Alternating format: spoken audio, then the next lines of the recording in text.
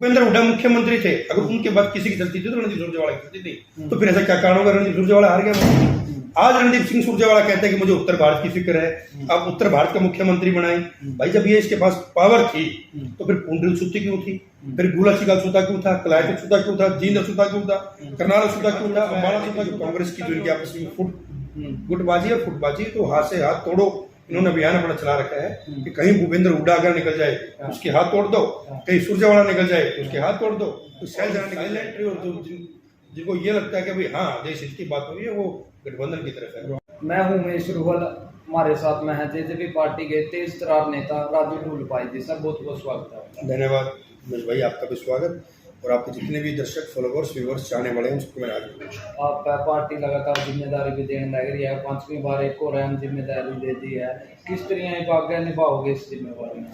बिल्कुल उमेश भाई, party high command ने जिस विश्वास और भरोसे के साथ मुझे 5वीं बार हल्का पुंडरी का अध्यक्ष की जिम्मेवारी दोबारा दी है, मैं हाईकमान का बहुत बहुत आभार व्यक्त करता हूं और भरोसा विश्वास दिलाता हूं कि जिस तरीके से हमने पार्टी को संगठन को मजबूती के साथ खड़ा किया है और ज़्यादा मेहनत करके हम संगठन को मजबूत करेंगे, लोगों के बीच में जाएंगे और पार्टी के साथ हर बुजुर्ग युवा नौजवान साथी माताएं बहनें सबको जोड़ने का प्रयास करेंगे। फतेह कर पाओगे पुंडरी को? निश्चित तौर पर आने वाला समय पुंडरी में गठबंधन का है, पार्टी का है और हमारी तो पूरी कोशिश ये रहेगी क्योंकि हमने पिछले जो 3.5 साल का अरसा है, हर व्यक्ति ये जानता है कि 3.5 साल अगर कोई मैदान के अंदर आया तो एक व्यक्ति रहा है जिसने पक्ष के तौर पर भी और विपक्ष के तौर पर भी अपनी जिम्मेवारी को बखूबी निभाया है और इस जिम्मेवारी को हम इसी तरीके से निभाते रहेंगे और हमें पूरी भरोसा और उम्मीद है कि जनता है, जनार्दन है, वो सब देखती है और अच्छे व्यक्ति का चुनाव करेगी। वहीं पुंडरी के जो उनसे कांग्रेस में जो अधिकारी हैं जो प्रभारी बनाए रखे हैं वहीं भी न्यू कहने लग रहे हैं भाई गोल्डन और जो राजू है तो आपस में लड़ते रहे, मुद्दा की तो बात तो कांग्रेस पार्टी करने लग रही है। मुझे बताइए उमेश भाई, पिछले 4 साल का पुंडरी का कोई भी अखबार या कोई कटिंग कोई न्यूज चैनल उठाइए, जितने भी आज कांग्रेस के पुंडरी के अंदर इनको एक मौका मिल गया हाथ जोड़ो के माध्यम से ये मैदान में दोबारा आए हैं, आप मुझे बताइए किस व्यक्ति ने मुद्दा उठाया है? जितने भी वहां पर तो गुट है, कोई सुरजेवाला गुट है, कोई हुड्डा गुट है, सभी अपने अपने नेता खुश करने में लगे हुए हैं। सबका उनका टिकट का चक्कर है, उनको ये लगता है कि हुड्डा साहब को खुश कर लो मुझे टिकट मिल जाएगी, जो रणदीप के उनको रणदीप को खुश करते हो हमें टिकट मिल जाएगी। आम जनमानस के मुद्दे किस व्यक्ति ने उठाए? आप मुझे बता दिए। जो पार्टी कांग्रेस का प्रत्याशी था पिछली बार जिसको 28,000 वोट मिले थे वो कहाँ, किस फील्ड में, या और जितने भी जिन्होंने कार्यक्रम किए वो कहाँ थे?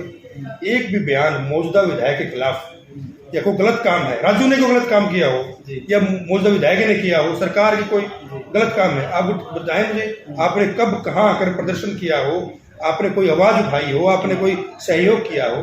अब तो 6 महीने जब चुनाव, 1 साल चुनाव का बचा है, तो आज ये लोग अपने अपने टिकट को पक्का करने के लिए, अपने नेताओं को खुश करने के लिए गठबंधन से खुश है प्रदेश के लोग? बिल्कुल खुश है, बिल्कुल। और आने वाले मैं आपको बता रहा हूँ कि आने वाले 2024 के अंदर भी, लोकसभा के अंदर भी और विधानसभा के अंदर भी गठबंधन की ही सरकार बनना निश्चित और तय है। सर कलाज की बात करें, कैथल की बात करेंगे, तख्ती लगी है भाई जेजेपी पार्टी और बीजेपी पार्टी की एंट्री बंद कर दी गई।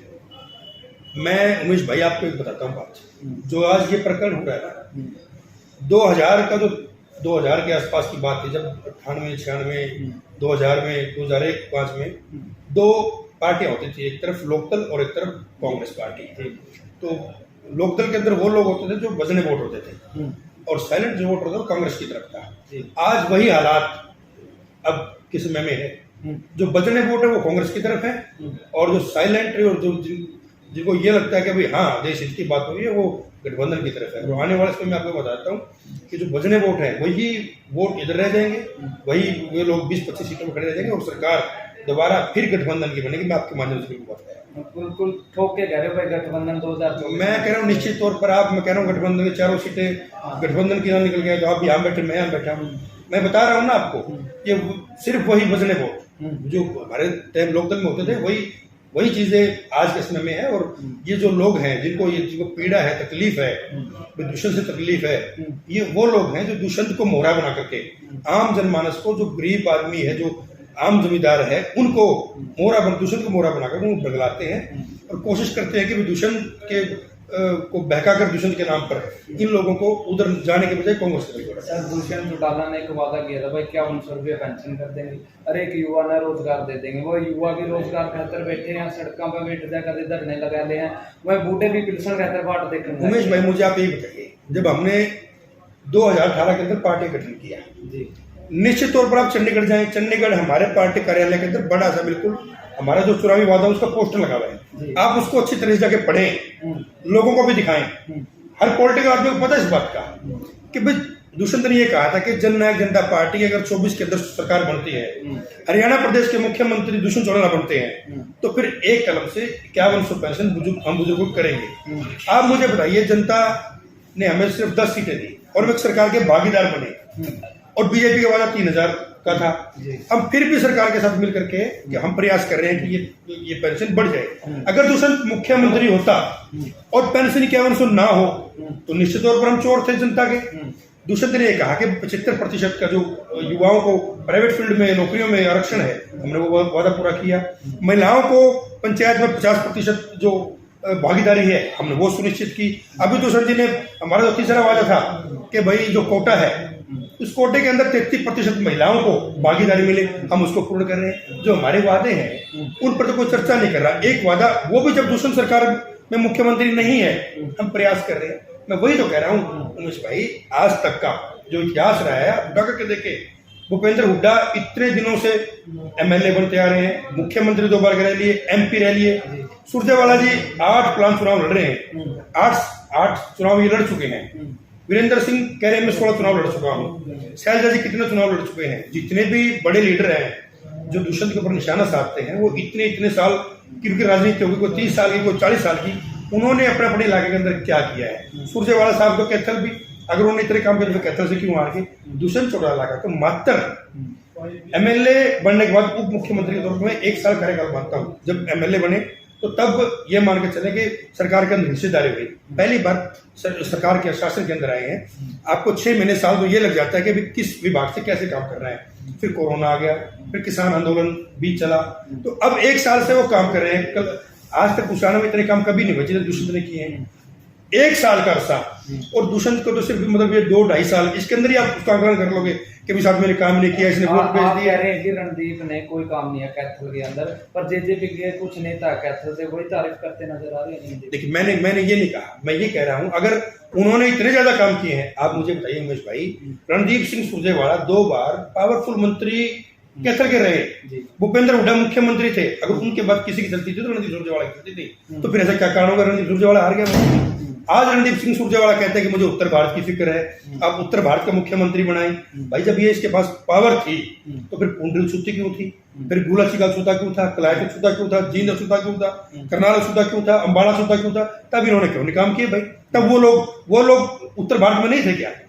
आज तो हर बार में दुष्यंत ने ये कर दिया, दुष्यंत चिपका पड़ा है, दुष्यंत।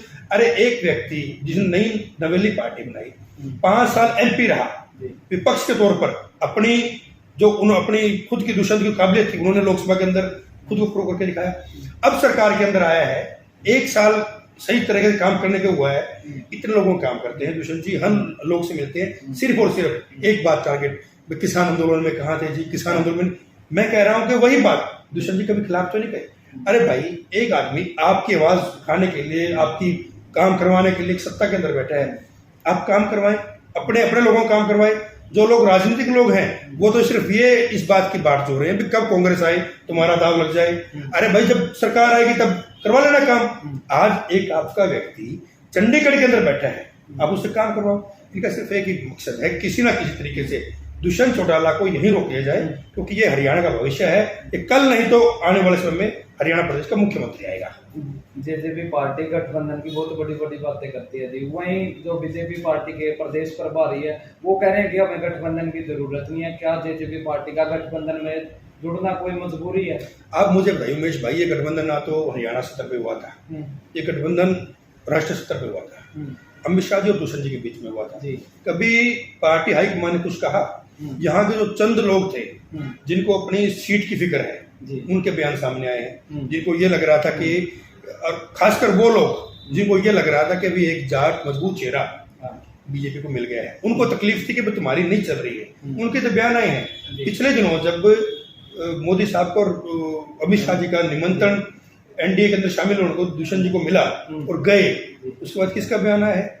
सारी पिक्चर क्लियर है कि भाई दुष्यंत चौटाला ऐसा ऊर्जावान, सहनशील, पढ़ा लिखा नौजवान है जिसके अंदर हर तरीके की काबिलियत है, पढ़ा लिखा है, सुलझा हुआ है, कोई भी काम बिना पढ़े नहीं करता, संत स्वभाव का है।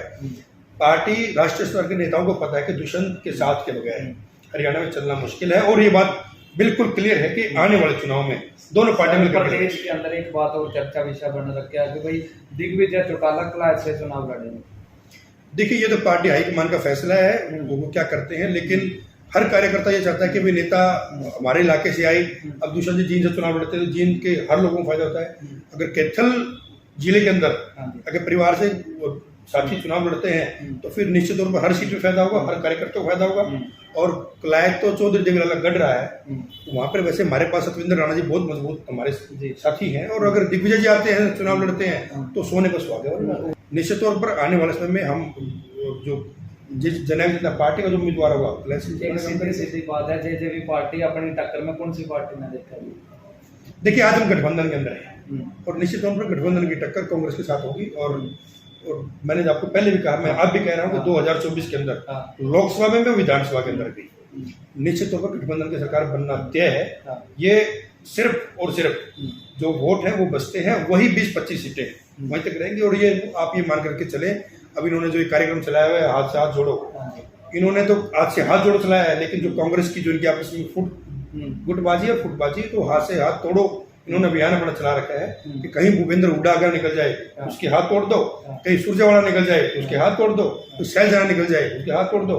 तो निश्चित तौर पर इनकी खुद की फूट इनको ले बैठेगी और ये उसी 20-25 सीट के अंदर सिमट कर गए। सर, प्रदेश के अंदर जो के अंदर हिंसा हुई है उसके अंदर सीएम है जो अपने खट्टर है मनोहर लाल खट्टर जी है, उनकी इस्तीफे की बात सामने आ रही है। देखिए, जो मेवात वाली घटना वो बड़ी दुखदायी है, और पूरे जिस तरीके से दुष्यंत जी ने भी कहा और दिग्विजय जी ने भी कहा कि भी हमारे हरियाणा प्रदेश के अंदर आज तक कभी भी इस तरीके की जो घटनाएं हैं या हिंसा है कभी नहीं हुई। तो कभी ये चीजें, अभी जो प्रकरण जो चला है तो तुरंत इस पर रोक लगानी चाहिए, और जो दोषी हैं किसी पक्ष के हो, चाहे उस पक्ष के हो चाहे उस पक्ष के हों, जो ये दोष जिन्होंने किया है, गलत काम किया है और ये हिंसा भड़काई है और ये जो मौतें हुई हैं जो इनके लिए जिम्मेवार है, उन लोगों पर तुरंत कार्रवाई होनी चाहिए। हमारा हरियाणा प्रदेश इन चीज़ों से बहुत दूर है, और हम नहीं चाहते कि, हमने पीछे भी देखा है कि जाति पाति के नाम पे भी हरियाणा चलाया गया था, और अब धर्म के नाम पर भी ये चीज़ें अगर होती हैं तो ये निश्चित तौर पर इसकी आग पूरे हरियाणा के अंदर, पूरे भारत के अंदर फैलेगी, और फिर वो आम जनमानस जो लोग हैं वो करके निकल जाते हैं, लेकिन उसका नुकसान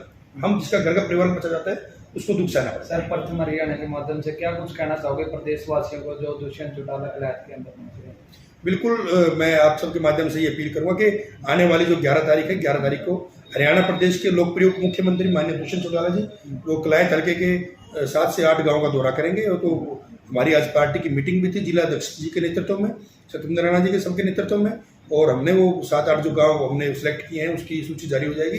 तो सभी साथी जितने भी हमारे चाहने वाले हैं, पार्टी वर्कर है, कार्यकर्ता हैं, आपकी जो भी समस्याएं हैं, जो भी काम है, दुष्यंत जी के पास लेकर के आए, उनसे मिलें, जनसंवाद करें और ज़्यादा संख्या में पहुँचे। जी, ये थे हमारे साथ जेजेपी पार्टी के वरिष्ठ नेता राजू भाई जी। आप इनकी बात में किस तरह देखो, कमेंट करके जरूर बताइए। बने रहिए प्रथम हरियाणा के साथ।